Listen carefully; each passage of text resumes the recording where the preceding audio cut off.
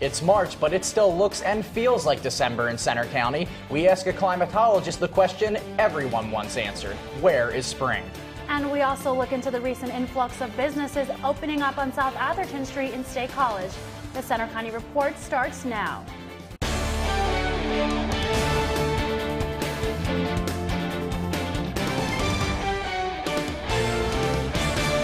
Welcome to the Centre County Report. I'm Nick Formica. And I'm Joanna Rojas. We're a few days into spring, but it's cold, and we had yet another fresh coat of snow this morning. Reporter Anita O found out what people think about the never-ending winter. Spring just arrived here in State College, but this year it's been colder than usual. With almost half a foot of snow earlier on this week, people are wondering, where is spring?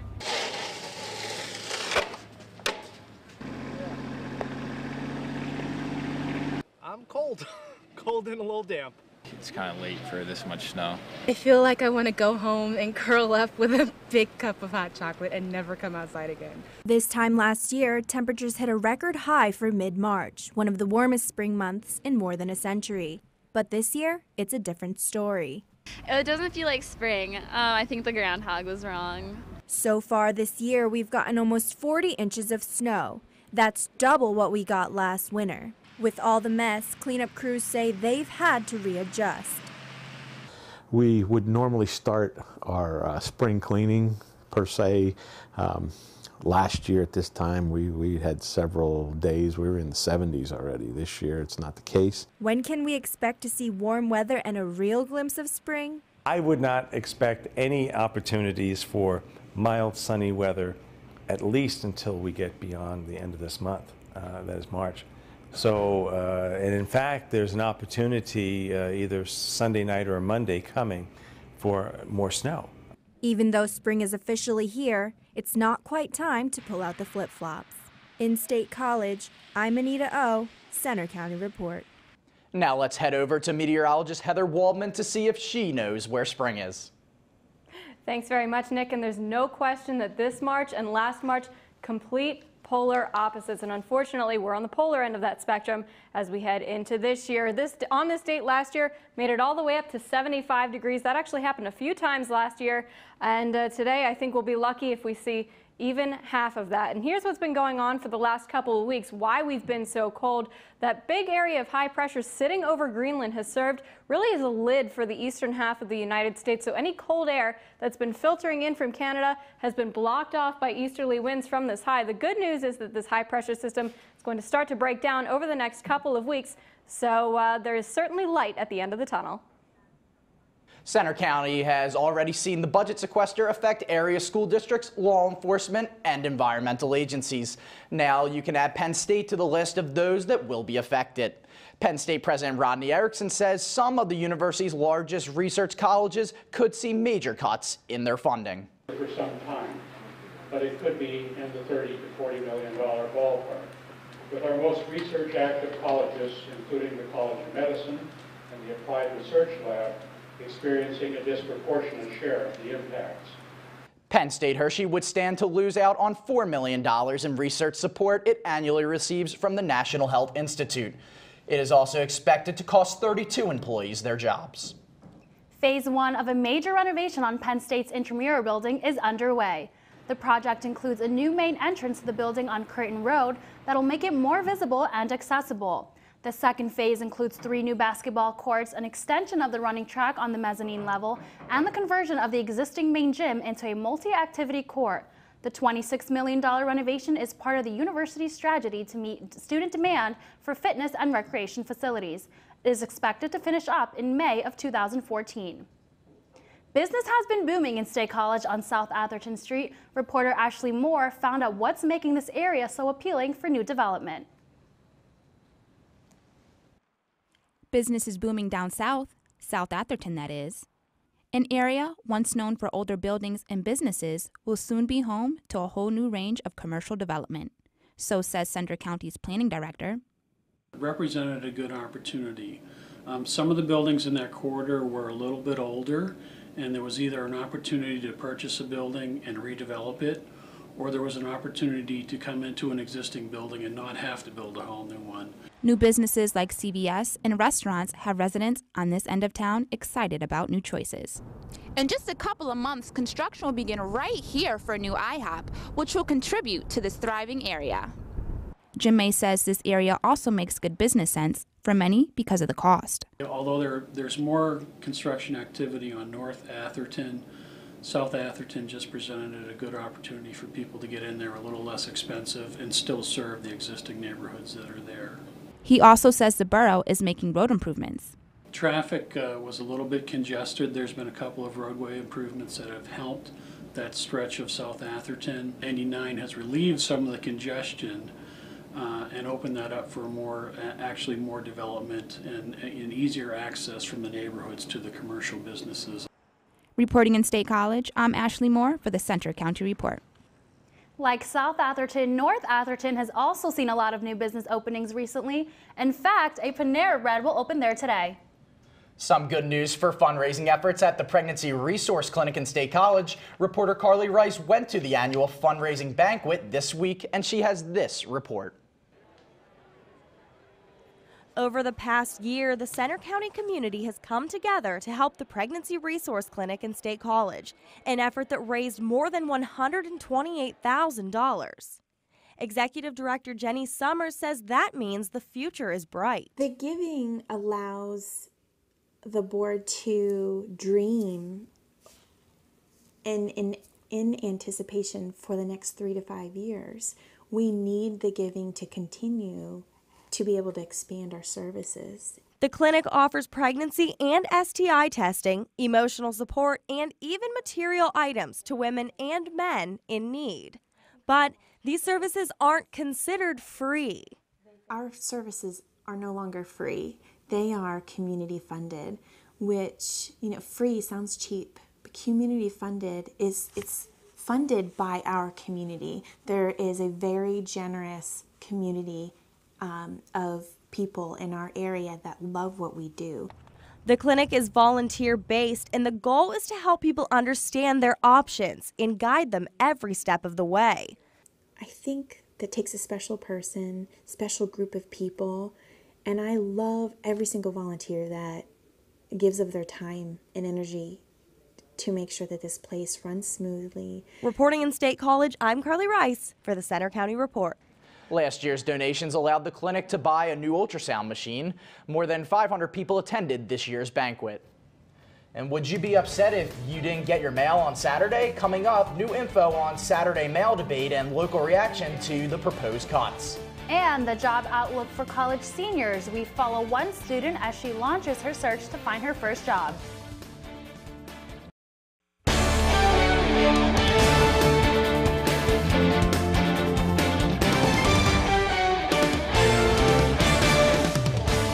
A month after the Postal Service announced its decision to cut Saturday mail delivery, Congress just passed a spending bill yesterday that keeps the 6-day mail week. As the debate drags on, reporter Anita O finds out how Centre County residents feel about the potential change.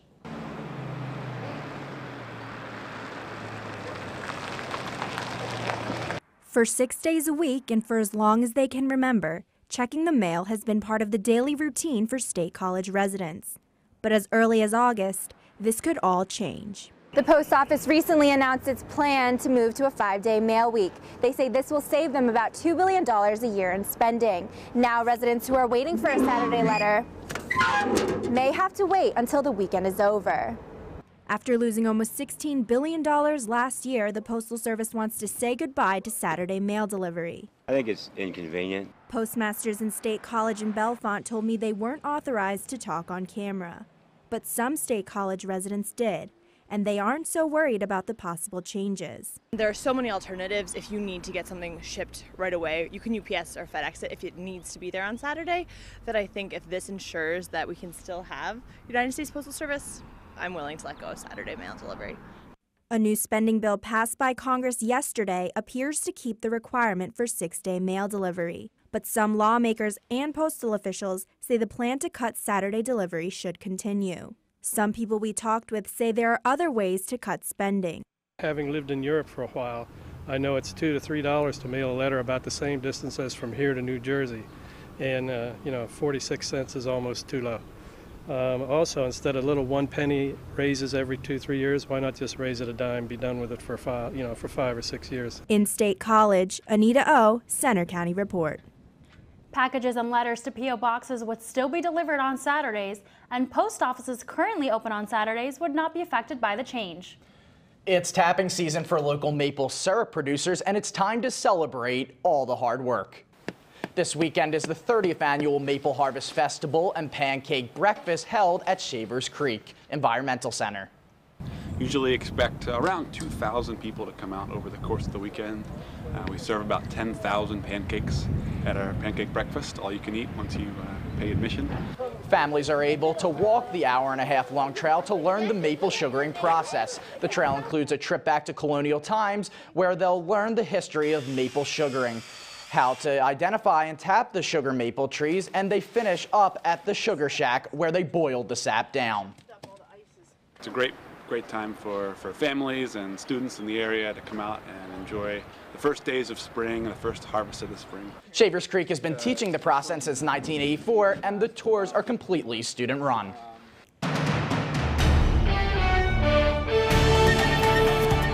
Winter going into overtime, I just want to take a minute and remind everybody that we meteorologists are nothing but your friendly messengers. Trust me, if I had things my way, we'd be looking an awful lot more like what we saw last March. Regardless, though, flakes keep flying throughout the day today with a couple of light snow showers in the area. We'll see peaks of sunshine thrown in there as well. But then as we head into the second half of the weekend, Sunday and Monday bring, yes, another chance for some wintry weather. I'll have details on that in just a minute. For right now, though, sitting at a chilly 28 degrees, but enough sunshine out there, and the winds are light enough that it definitely feels better than it did, especially at this time yesterday where things were feeling much, much chillier than what they are right now. Here's a look at the national radar for right now. You see a few snow showers still pushing off of Lake Erie. One of those showers set up just right overnight here in State College to leave a fresh coating of powder as you woke up this morning. But again, the sunshine is helping to melt that snow fairly quickly, so I think by day's end we'll see more grass out there. And then here's how things look across the country for this weekend. That purple line represents the jet stream. You see it's well to our south.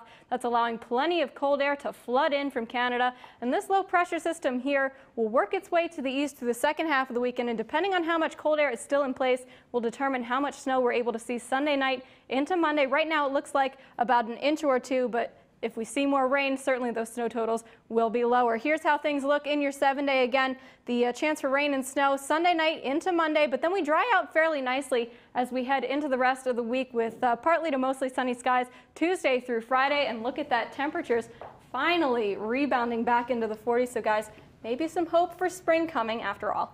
Well, I'll take 40-degree weather over 20-degree with snow any day. Absolutely. I'm just ready for the baseball weather to get here. Same here. Well, thanks, Heather. New numbers out this week show the nation's unemployment average at a 5-year low, and experts say a drop in layoffs is helping to strengthen the job market. Reporter Kelly Rule says that's encouraging news for thousands of Penn State students about to graduate. With less than 2 months until graduation, it's crunch time for college seniors to find a job, which is why nearly 3,000 students turned out at the Spring Career Fair this week at the Bryce Jordan Center. I'm looking for primarily like consulting or a sales position. Jordan Bonder was one of the many job hunters, and I got to see what it's really like as they faced hundreds of intimidating employers, starting with how they prepare. Basically, I've been identifying the companies I want to go visit and researching each one so that I'm well prepared when I reach the tables. I made sure that all of my clothes were ready to go and pressed, looked professional yet approachable at the same time. And even though the BJC was packed with other well-prepared seniors, Jordan says she feels confident. I have a good feeling about what's going to come out of this. I think Penn State does a great job setting students up for success. There are about 350 student employees at this year's job fair, which is a 3% increase from last year, giving students some hope when finding a job may be tough in this economy. The numbers are up. We believe that's a sign that the economy and the labor market's improving. But still, it's never easy to get a job, so we really hope that our Penn State students are out here meeting with our employers. The Spring Career Fair is the final opportunity for students to meet with multiple employers on the same day, so most students try to cram as many in as possible. It's been a long day, but a successful day. I met with about 8 different companies, and I'm happy with more than half of them. A lot of them offer different positions, and I can see myself learning and adapting to many of the different opportunities. And if Jordan is able to get an interview, she knows just how to tackle it. You need to be confident in your capabilities. You can't be nervous that they're not going to accept you. You need to give them a reason to accept you and to want you for their company. In University Park, I'm Kelly Rule for the Center County Report. Jordan already had one interview since the career fair, and she's confident it went well.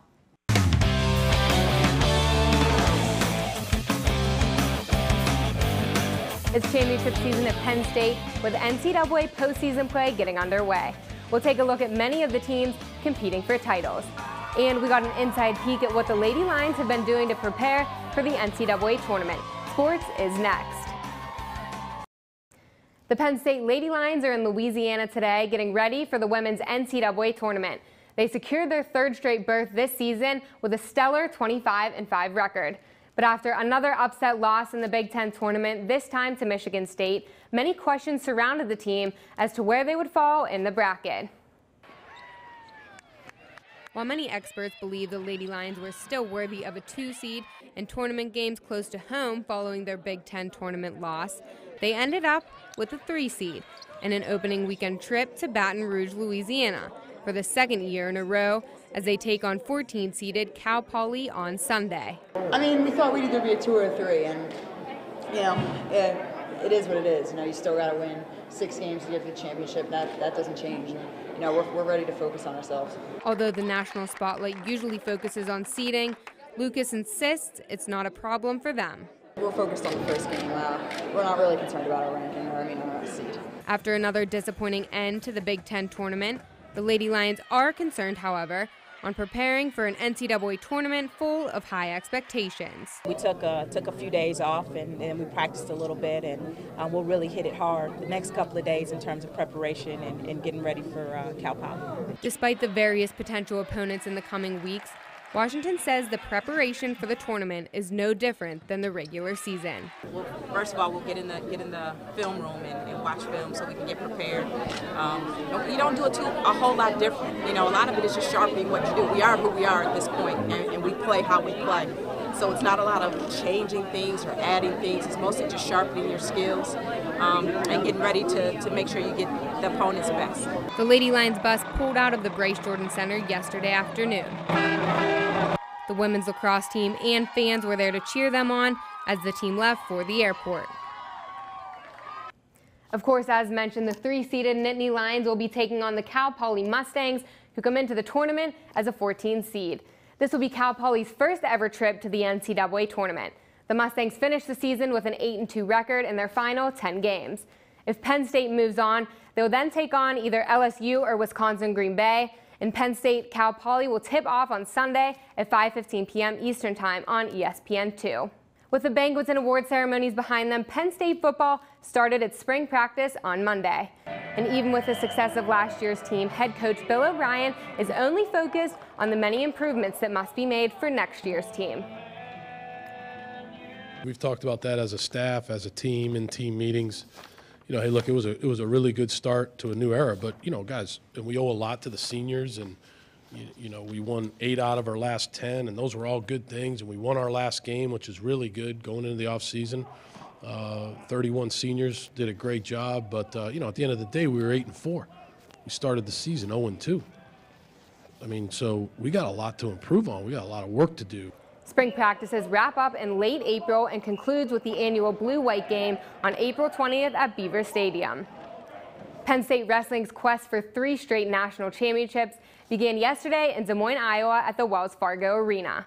Coming off their 3rd straight Big Ten title, 8 of Penn State's 10 wrestlers are seeded for the NCAA tournament.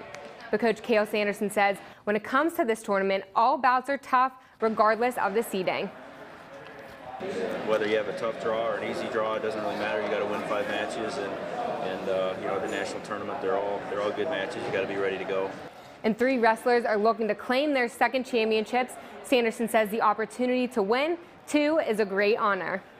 It's the same thing. So it's just being consistent, and they've got to know what they want, and really just have fun doing it again.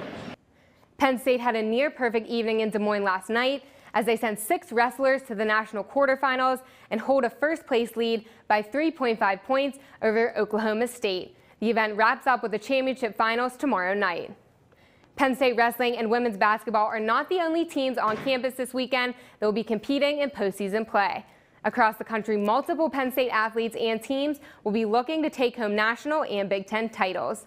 Penn's men's and women's fencing is looking to grab their 13th overall national title in San Antonio. Women's swimming is competing at the NCAA Championship meet in Indianapolis. And tomorrow, the women's gymnastics team competes at the Big Ten Championship in East Lansing, Michigan. That's it for sports. Back to you. Thanks, Ashley. Coming up, 20 years after she began helping others, a State College resident continues to show her passion for community service. You'll meet her at Meals on Wheels next.